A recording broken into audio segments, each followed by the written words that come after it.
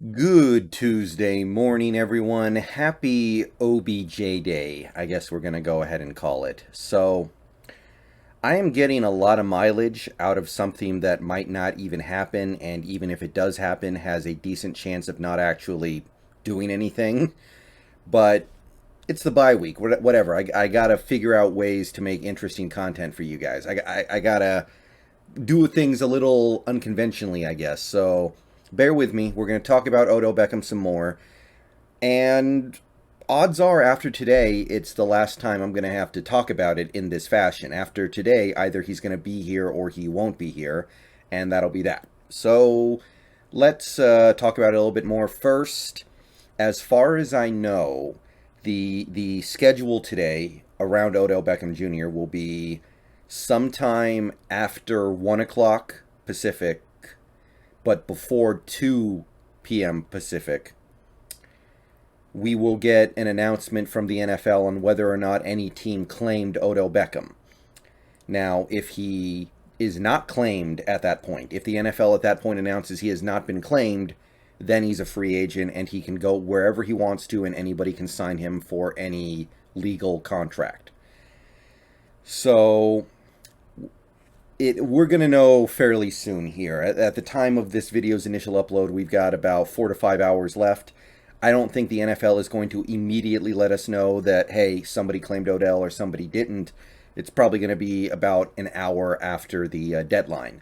So if you wanted to know the timeline here, that's basically what we're looking at.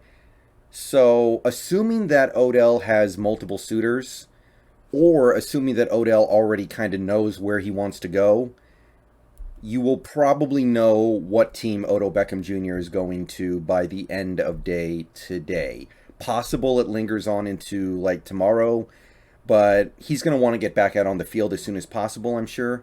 So he's going to want to hurry and find his next team. So whether we end up being happy from all this or disappointed, I think we will have closure sometime later today, maybe tomorrow. I don't see Odell dragging this on much longer than that. Okay, so I want to talk about the Odell stuff from another angle because I got to thinking about things from this angle and I started kind of defaulting to thinking about it in a certain way. And then I kind of stopped myself and I thought, am I just getting brainwashed into thinking about things this way? So let's talk about Odell Beckham Jr. being claimed off waivers. Because, to my knowledge anyway, other than the teams that have already come out and said we're not going to claim him, we're not going to know if he got claimed until after the deadline tomorrow. So there's a chance a team has already claimed him and we just don't know about it until tomorrow at 1 or a little after 1. So that being the case, it is still possible that somebody will claim him, and it is possible, technically possible, the Seahawks will be that team. So what got me thinking about this were Carroll's comments yesterday concerning Odell Beckham. He said, "You'll have to wait and see how this all goes. At this time, I don't know. We're aware of what's going on, and we've been involved to understand it and compete for it. You'll have to wait." And I'm not going to show the video, but if you watch the video, he seemed like he was having fun when he was talking about Odell Beckham. He sounded like he knew something. It sounded like he was optimistic that this was actually going to happen. And if you contrast what Carroll had to say about claiming Odell Beckham to what some other coaches that were in the mix for him had to say, there's a stark contrast. Nick Wagner on Twitter said that Kyle Shanahan had already reported, this was yesterday as well, I believe, that the Niners will not put a claim in on Odell Beckham because of the price tag, making it impossible. So he pretty much just flat out said, no, we're not going to put in a claim on him. Sean Payton did the same thing. He said that it's impossible for us to put in a claim on Odell Beckham because of the salary cap. Now, neither of these coaches dismissed the idea of trying to add that player in free agency. But they were both pretty much flat out saying, we're not going to claim him off waivers. The Lions head coach did the same thing. The Giants did the same thing. A lot of these teams are pretty much flat out like, no, we're not going to claim him. Carroll was not quite so direct. Now, Carroll is often not direct about things like this, so I don't know if we should be trying to parse too much meaning from this, but the way he spoke about Odell, it sounds like he feels very optimistic that we are going to get him. And it also sounds like it's at least possible that we claim him off waivers. So I want to talk about that for a little bit because, like I said, when I first thought about adding Odell off waivers, I defaulted to just thinking, no, I don't want to give him all that money. But then I stopped myself and I was like, why do I think that? Why do I care about that? So I want to take a couple minutes to just unpack this just a tad. So Odell Beckham Jr. is going to cost about $7.25 million for the remainder of the season against the salary cap. There are not that many teams right now that can afford that, and the Seahawks are one of them. They are $13 million under the cap. They can create more cap if they want to. At this point, they probably won't, but they don't need to. They can sign Odell and still have $6 million to spare, or a little less than $6 million. So, nevertheless, I will concede that $7.25 million for 9 games, when some of those games are going to be with Odell not being totally acclimated to the offense, and you have all the red flags around Odell, like the injuries, the attitude, occasionally the hands, all the red flags around OBJ,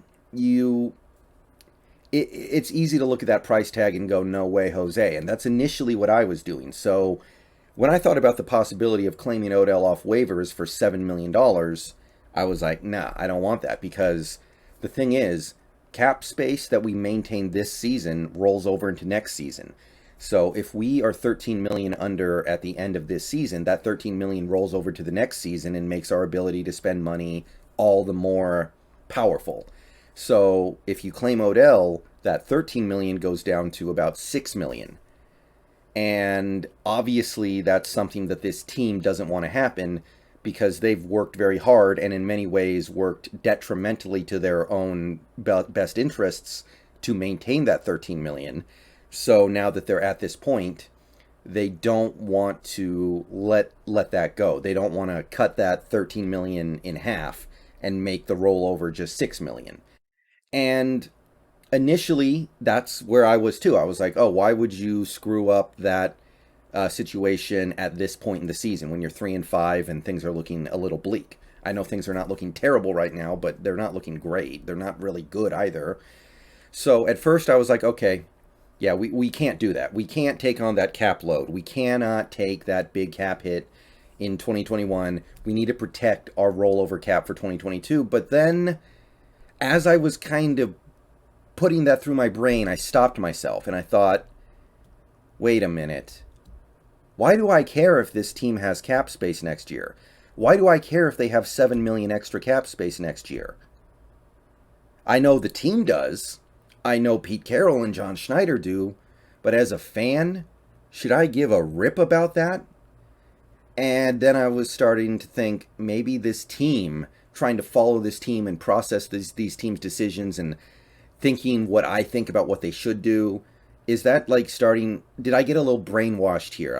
I got kind of caught up in what seems to be the Seahawks' grand strategy of giving themselves a maximum flexibility next offseason. Did I kind of get brainwashed into thinking that the salary cap matters more than trying to win now? Now, obviously, some of this is because we haven't had a very good start to the season at 3-5, with, according to 538, I think like a 25% chance of making the playoffs. So that has to change things a little bit. But the unfortunate reality is, if this team goes into next offseason with that theoretical $7 million extra in cap that they would have if they don't claim Odell, are they just going to go get another Greg Olsen? Are they going to get another Luke Jokel? Are they going to extend another Jerron Reed? Their track record of handling extra cap space like that is not great. A couple years ago, they went into the offseason with, I think it was, $50 million in cap space, and they somehow managed to squander all of it without doing anything of real note. Again, Greg Olsen and Jerron Reed were our main activities that offseason to try to bring in players that would help. So why do I care if the team can afford to do stuff like that? So this is kind of the thing that sucks about being 3-5 with your quarterback coming back. If we were 7-1, then blowing cap space on Odell would be a no-brainer if we felt like we needed another receiver. Because who cares about cap space next year? We're trying to win the Super Bowl this year. If we were 7-1, if we were 1-7 and we're just completely out of it, then of course we wouldn't sign Odell because there's nothing to save and we need to preserve our cap space next year. But being at 3-5 with your quarterback coming back from an injury and some softer opposition waiting for you on the second half of the schedule, with a weak conference that looks like will let you into the playoffs with possibly like 8 wins, now it's kind of hard. Do you protect the cap space for next year? And if you do, what are you really protecting?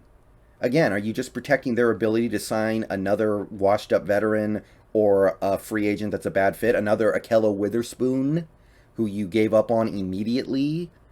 Trade for another Quentin Dunbar? Is that really what we're going to give up an opportunity to improve this season on and save this season and make a playoff run now just so we can do something like that next offseason?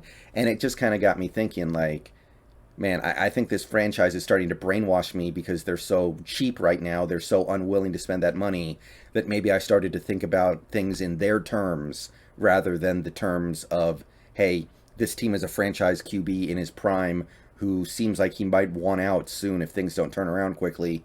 We should probably spend whatever it takes, even if it's $7 million for 9 games of Odell Beckham, to try to make this right. So I don't think Odell is going to get claimed on waivers. We'll find out in a few hours. But if he does get claimed, and the Seahawks could have claimed him and decided not to because they're trying to protect their cap space in 2022, my initial reaction to that, I think, would have just been, oh, well, that makes all the sense in the world. You can't pay that much money for 9 games of OBJ. But is that the right way to think about things with this team right now? Did I fall for it? Did I fall for this franchise's BS? Did I just you guys know what I'm saying? It's like you try to see things from the perspective of the organization, and then you kind of just get brainwashed into thinking like, oh yeah, we got to protect that cap space so we can go sign another washed-up tight end next offseason. And you lose track of the fact that, hey, we need to do something to make Wilson happy now, whatever it costs. Who cares? Spend $13 million on OBJ, just go get him. I don't know. Okay, so this video has gone on long enough. I just wanted to explore the possibility of Odell being claimed off waivers and possibly even by the Seahawks, and how, while my initial reaction to that would have been, oh my God, why are we spending all this money on Odell? It's not my money. It's not our money. It's the franchise's money at the end of the day. And while I understand that rollover cap is valuable to the team, maybe it shouldn't be. Maybe there are things right now that are way more valuable than having some rolled over cap next year. I don't know. Let me know what you guys think down below. So if that ends up happening, I will be shocked because I do think this team values their rollover cap next year a lot. I think they value it more than sometimes it seems like they value it more than Wilson. But if it does happen, maybe thinking about the price tag is just not the... Maybe that's just this organization's brainwashing techniques working on me a little too effectively. Let me know what you think down below. We'll know in a few hours, I think. See you guys later. Go Hawks.